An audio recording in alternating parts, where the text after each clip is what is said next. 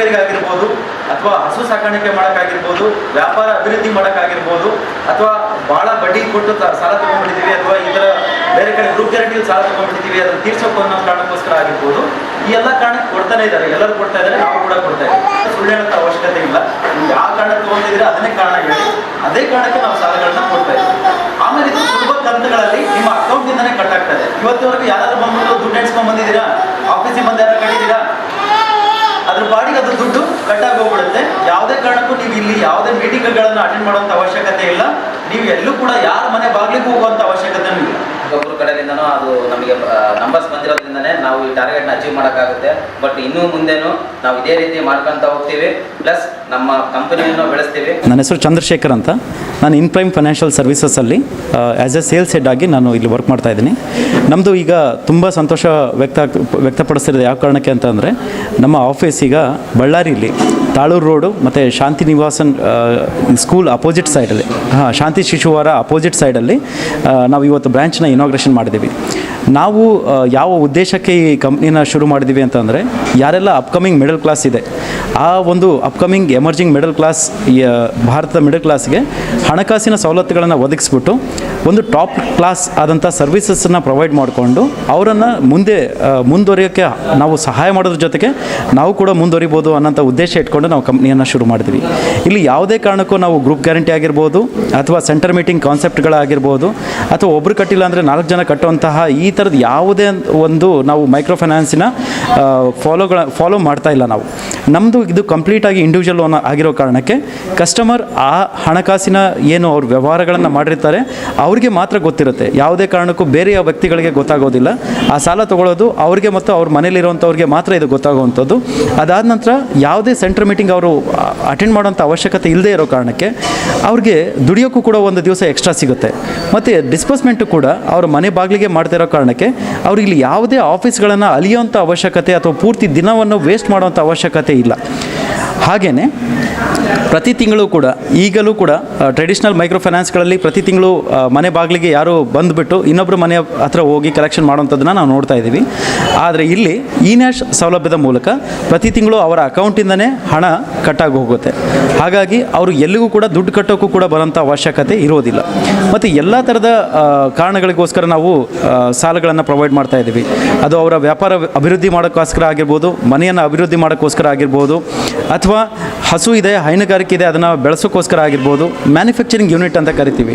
Chakli manufacturing ಆಗಿರ್ಬೋದು, panipuri manufacturing, ರೊಟ್ಟಿ manufacturing, ಈ ಥರದ ಎಲ್ಲ ಮ್ಯಾನುಫ್ಯಾಕ್ಚರಿಂಗಿಗೂ ಕೂಡ ನಾವು ಸಾಲಗಳನ್ನ ಪ್ರೊವೈಡ್ ಮಾಡ್ತಾ ಇದ್ದೀವಿ. 1 ರಿಂದ 3 ಲಕ್ಷ ಇರುತ್ತೆ. ಅತ್ಯಂತ ಕಡಿಮೆ ಬಡ್ಡಿ ದರದಲ್ಲಿಯೇ ನಾವು ಕೊಡ್ತಾ ಇದ್ದೀವಿ. 25% ರೆಡ್ಯೂಸಿಂಗ್ ಇಂಟ್ರೆಸ್ಟ್ ಬರುತ್ತೆ. ಅಂದರೆ ಇದನ್ನು ನಾವು ಫ್ಲ್ಯಾಟಾಗಿ ಕನ್ವರ್ಟ್ ಮಾಡಿದಾಗ ₹1.13 ಇದು ಬರುವಂಥದ್ದು. ಮತ್ತು ಪ್ರತಿ ತಿಂಗಳು ಕಟ್ಟೋ ಹಾಗೆ 24 ತಿಂಗಳು ಕಟ್ಟಿದರೆ ಅವರ ಹಣ ಕೂಡ ಇಲ್ಲಿ ಕಟ್ಟುವಂಥದ್ದು ಮುಗಿದೋಗುತ್ತೆ. ಹೀಗಾಗಿ ಸಾಲ ಸುಲಭವಾಗಿ ಸಿಗೋದ್ರ ಜೊತೆಗೇ ಅವ್ರಿಗೆ ಸಹಾಯ ಆಗುವಂಥದ್ದನ್ನು ಕೂಡ ನಾವು ನೋಡ್ತಾ ಇರ್ಬೋದು. ಮತ್ತು ಯಾವುದೇ ಕಾರಣಕ್ಕೂ ಯಾರೇ ಮನೆ ಬಾಗಿಲಿಗೆ ಹೋಗುವಂಥ ಅವಶ್ಯಕತೆ ಇಲ್ಲದೆ ಇರೋ ಕಾರಣಕ್ಕೆ ಅವರು ಸ್ವಾಭಿಮಾನದಿಂದ ಬದುಕನ್ನು ಕಂಟಿನ್ಯೂ ಮಾಡೋಕ್ಕೂ ಕೂಡ ಸಾಧ್ಯ ಆಗುತ್ತೆ. ಇಷ್ಟು ಹೇಳೋಕ್ಕೆ ನಾನು ಇಷ್ಟಪಡ್ತೀನಿ. ಮತ್ತು ಓವರಾಲ್ ಆಗಿ ನಾವೀಗ 14 ಏರಿಯಾ ಆಫೀಸ್ ಕರ್ನಾಟಕದಲ್ಲಾಗಿದೆ. ಇನ್ನೂ 4 ಏರಿಯಾ ಆಫೀಸ್ ಈ ವರ್ಷದಲ್ಲೇ ಬರುತ್ತೆ. ಒಂದು 18 ಏರಿಯಾ ಆಫೀಸ್ ಇಲ್ಲಿ ಮಾಡ್ತಾ ಇದ್ದೀವಿ. ಹಾಗೆಯೇ ಉತ್ತರ ಪ್ರದೇಶದಂಥ ರಾಜ್ಯಗಳಲ್ಲೂ ಕೂಡ ನಾವು ಸರ್ವೆಯನ್ನು ಶುರು ಮಾಡಿದ್ದೀವಿ.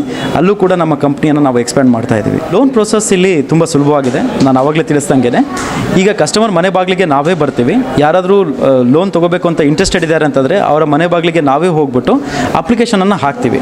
ಒಂದು 600ಕ್ಕಿಂತ ಹೆಚ್ಚು 650ಕ್ಕಿಂತ ಹೆಚ್ಚು ಸಿಬಿಲ್ ಸ್ಕೋರ್ ಇದೆ ಅಂತ ಅಂದರೆ ಆ ಕಸ್ಟಮರ್ ಎಲಿಜಿಬಲ್ ಅಂತ ಆಗ್ತಾರೆ. ಇಲ್ಲಿ ಗಂಡ ಮತ್ತು ಹೆಂಡತಿ ಇಬ್ಬರಿಗೂ ಕೂಡ ನಾವು ಅಪ್ಲಿಕೆಂಟ್ ಮತ್ತು ಕೋ ಅಪ್ಲಿಕೆಂಟ್ ಅಂತ ಮಾಡ್ತೀವಿ.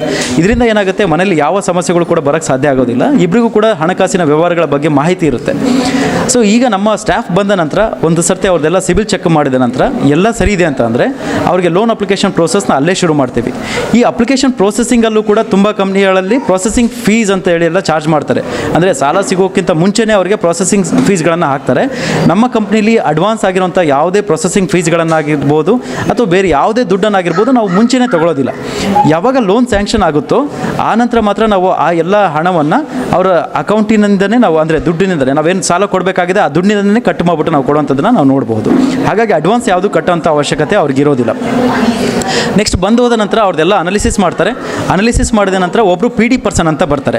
ಅದು ಕ್ರೆಡಿಟಿಂದ ಆಗಿರ್ಬೋದು ಅಥವಾ ನಮ್ಮ ಏರಿಯಾ ಮ್ಯಾನೇಜರ್ ಆಗಿರ್ಬೋದು, ಆ ಮನೆಯನ್ನು ವಿಸಿಟ್ ಮಾಡ್ತಾರೆ. ಇಲ್ಲೂ ಕೂಡ ಕಸ್ಟಮರ್ ನಮ್ಮ ಆಫೀಸಿಗೆ ಬರೋಂಥ ಅವಶ್ಯಕತೆ ಇಲ್ಲ.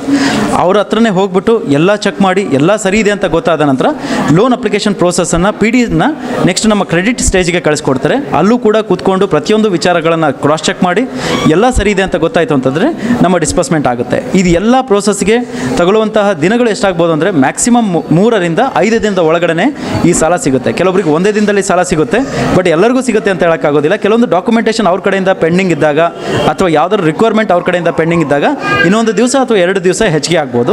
ವಿತಿನ್ 3 to 5 ಡೇಸ್ ಒಳಗಡೆ ನಾವು ಸಾಲ ಕೊಡೋಕ್ಕೆ ಪ್ರಯತ್ನ ಪಡ್ತಾ ಇದ್ದೀವಿ. ನನ್ನ ಹೆಸರು ಬಂದ್ಬಿಟ್ಟು ನರೇಶ್ ಅಂತೇಳಿ, ನಾನು ಏರಿಯಾ ಮ್ಯಾನೇಜರ್ ಆಗಿ ಬಳ್ಳಾರಿ ಏರಿಯಾ ಆಫೀಸಲ್ಲಿ ವರ್ಕ್ ಮಾಡ್ತಾ ಇದ್ದೀನಿ. ನಮ್ಮದು ಬಂದ್ಬಿಟ್ಟು ಇನ್ಪ್ರೈಮ್ ಅಂತೇಳಿ, ಇನ್ಪ್ರೈಮ್ ಫಿನ್ಸರ್ವ್ ಅಂತೇಳಿ ನಮ್ಮ ಫೈನಾನ್ಷಿಯಲ್ ಸರ್ವಿಸಸ್ನ ಬಳ್ಳಾರಿ ಏರಿಯಾ ಆಫೀಸ್ನಲ್ಲಿ ನಾವು ಓಪನ್ ಮಾಡಿರೋದು. ನಮ್ಮದು ಬಹಳ ಸುಲಭವಾಗಿ ನೀವು ಲೋನ್ ತೊಗೋಬೋದು. ಬಟ್ ನೀವು ಇದಕ್ಕೆ ಬೇಕಾಗಿರುವಂಥ ಡಾಕ್ಯುಮೆಂಟ್ಸ್ ಏನಾಗಿರುತ್ತೆ ಅಂದರೆ, ಕಸ್ಟಮರ್ ಬಂದ್ಬಿಟ್ಟು ಒಂದು ಬಿಸ್ನೆಸ್ನಲ್ಲಿ ಇರಬೇಕು, ಗಂಡ ಹೆಂಡತಿ ಇಬ್ಬರೂ ಬೇರೆ ಬೇರೆ ಒಂದು ಬಿಸ್ನೆಸ್ನಲ್ಲಿ ಇನ್ವಾಲ್ವ್ ಆಗಿರಬೇಕು, ಇಲ್ಲ ಸ್ಯಾಲರಿಡ್ ಪರ್ಸನ್ ಆಗಿರ್ಬೋದು, ಇಲ್ಲ ಅವ್ರದ್ದು ಲೈಫ್ ಸ್ಟಾಕ್ ಆಗಿರ್ಬೋದು. ಈ ರೀತಿ ನಾವು ಪ್ರತಿಯೊಂದು ಕಸ್ಟಮರ್ಗೂ ಬೇಸ್ಡ್ ಆನ್ ಅವ್ರದ್ದು ಕ್ರೆಡಿಟ್ ಸ್ಕೋರು, ಸಿಬಿಲ್ ಸ್ಕೋರ್ ಮೇಲೆ ನಾವು ಚೆಕ್ ಮಾಡಿಕೊಂಡು ಲೋನ್ ಮಾಡಿ ಕೊಡ್ತಾ ಇದ್ದೀವಿ. ಅವರಿಗೆ ಬೇಸಿಕ್ ಡಾಕ್ಯುಮೆಂಟ್ಸ್ ಬಂದ್ಬಿಟ್ಟು ಅವ್ರದ್ದು ಸ್ವಂತ ಮನೆ ಇರಬೇಕು, ಆಮೇಲೆ ಅವರದ್ದು ಇನ್ಕಮ್ ಬಂದ್ಬಿಟ್ಟು ವ್ಯಾಲಿಡೇಟ್ ಆಗಿರಬೇಕು, ಅಂದರೆ ಅವ್ರದ್ದು ಅಕೌಂಟ್ನಲ್ಲಿ ಬರ್ತಾ ಇರಬೇಕು. ಇದು ಎಲ್ಲ ರೀತಿಯಾಗಿ ನಾವು ಚೆಕ್ ಮಾಡಿಕೊಂಡು ನಾವು ಲೋನ್ನ ಪ್ರೊಸೆಸ್ ಮಾಡ್ತೀವಿ. ವಿತಿನ್ 4 to 5 ಡೇಸ್ ಒಳಗಡೆ ಈ ನಮ್ಮ ಲೋನ್ನ ಪ್ರೊಸೆಸ್ ಆಗುತ್ತೆ.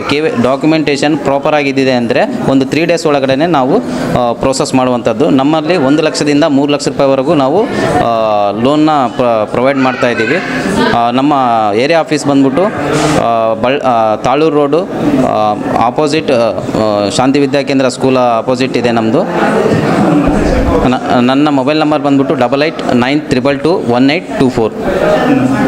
ಇನ್ನೊಂದು ಸರಿ ಹೇಳ್ತೀನಿ, 8892218224. Thank you.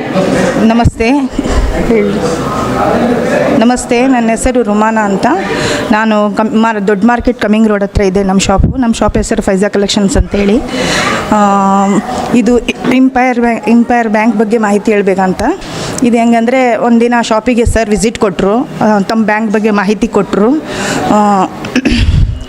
ಆಮೇಲೆ ನಾವು ನಮ್ಮ ಮನೆಯವ್ರ ತಾಗ ಮಾತಾಡಿ ಕೇಳಿದ ಮೇಲೆ ನಮ್ಗೆ ಈಸಿ ಅನಿಸಿತು. ಮತ್ತು 1-2 ದಿನ ಒಳಗೆ ಆಯಿತು, ಶಾರ್ಟ್ 2 ಡೇಸ್ ಒಳಗೆ ಆಯಿತು. ಮತ್ತು ಚೆನ್ನಾಗಿದೆ, ಡೆವಲಪ್ಮೆಂಟ್ ಮಾಡೋಕ್ಕೂ ಇಂಪ್ರೂವ್ ಆಯಿತು. ಅದರಿಂದ ನಾವು 2 lakhs rupees ತೊಗೊಂಡಿದ್ದೀವಿ ಸರ್.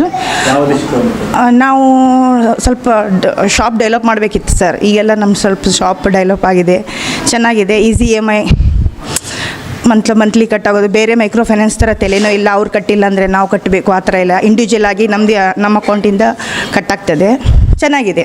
ಬಳ್ಳಾರಿಯ ನಿರಂತರ ಸುದ್ದಿಗಾಗಿ ಬಳ್ಳಾರಿ ಬೆಳಗಾಯಿತು ಚಾನೆಲ್ನ ಸಬ್ಸ್ಕ್ರೈಬ್ ಮಾಡಿ ಹಾಗೂ ಬೆಲ್ ಐಕಾನ್ ಒತ್ತಿ.